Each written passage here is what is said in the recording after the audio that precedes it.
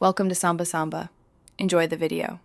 You'll start by making sure you're signed into the Apple ID that holds the backups. This is how iCloud links your devices. Next, open Settings and tap your name, then iCloud to begin. Connecting to Wi-Fi and power speeds things up and prevents interruptions.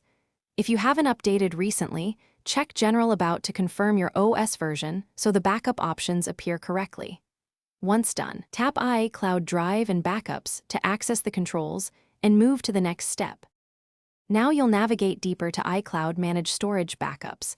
This lists every device currently backing up to your account and shows last backup dates. Tap a specific device to view what's stored. You'll see total size and a breakdown by app, which helps you understand why a backup is large or small. If you need to free space, you can disable individual apps from backing up here. Make sure to note the last successful backup time so you know its freshness. To complete, decide whether you want to restore or adjust backups. Restoring requires erasing the device and selecting Restore from iCloud Backup during setup. This pulls the chosen backup down.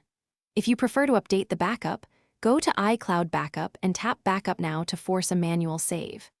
If a backup is missing, sign out and sign back into iCloud, confirm you have enough storage, and ensure Wi-Fi is active. These steps resolve most sync or visibility issues quickly. Thanks for watching.